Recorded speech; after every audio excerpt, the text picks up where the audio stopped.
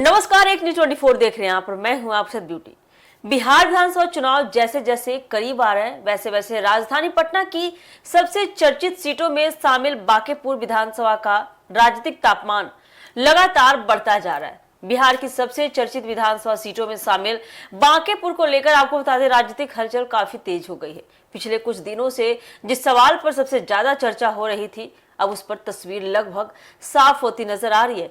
जनसुराज की ओर से मिले ताजा संकेतों ने यह चर्चा और तेज कर दी है कि पार्टी के संस्थापक प्रशांत किशोर खुद बांकीपुर विधानसभा सीट से चुनाव लड़ सकते हैं। जनसुराज के प्रदेश अध्यक्ष मनोज भारती ने मीडिया से बातचीत में कहा कि पार्टी की कोर ग्रुप की अहम बैठक शनिवार को होने वाली, यानी कि कल होने वाली है। इस बैठक में उम्मीदवार के नाम पर अंतिम चर्चा की जाएगी। उन्होंने यह भी बताया कि बैठक के बाद रविवार को पार्टी आधिकारिक रूप से उम्मीदवार के नाम की घोषणा कर सकती है। हालांकि पार्टी ने अभी तक औपचारिक ऐलान नहीं किया है, लेकिन जिस तरह से आपको बता दें कि संकेत सामने आ रहे हैं, उसे राजनीतिक गलियारों में यह माना जा रहा है। उन्होंने यह भी बताया कि बैठक के बाद रविवार को पार्टी आधिकारिक रूप से उम्मीदवार के नाम की घोषणा कर सकती है।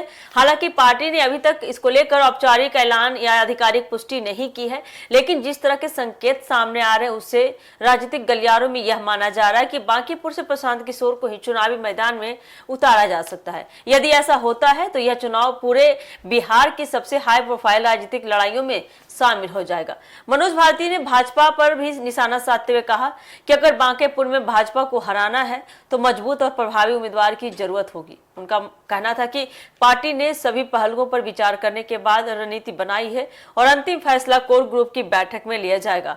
बांकेपुर विधानसभा राजधानी पटना की सबसे महत्वपूर्ण सीटों में से गिनी जाती है। एक मानी जाती है यहाँ का चुनाव केवल एक विधानसभा क्षेत्र तक सीमित नहीं रहता, बल्कि इसे राजनीतिक संदेश पूरे बिहार में महसूस किए जाते हैं। यही वजह है कि सभी प्रमुख दल इस सीट को प्रतिष्ठा की लड़ाई के रूप में देख रहे हैं। राजनीतिक जानकारों का मानना है, आपको बता दें, यदि प्रशांत किशोर स्वयं चुनाव लड़ते हैं तो मुकाबला काफी दिलचस्प हो सकता है।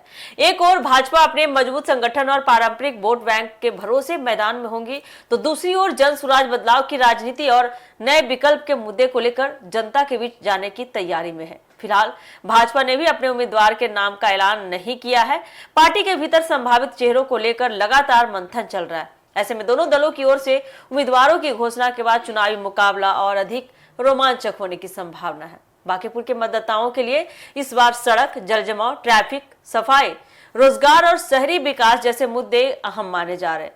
चुनाव प्रचार के दौरान इन विषयों पर सभी दलों को जनता के सवालों का सामना करना पड़ सकता है। अब सबकी निगाहें शनिवार को होने वाली जनसुराज की कोर ग्रुप की बैठक और उसके बाद रविवार को होने वाले संभावित आधिकारिक ऐलान पर टिकी है। अगर पार्टी प्रशांत किशोर के नाम पर मुहर लगाती है तो बांकीपुर विधानसभा का चुनाव बिहार की सबसे चर्चित और हाई प्रोफाइल चुनाव होगी, सबसे बड़ी चुनावी टक्करों में से एक बन सकता है।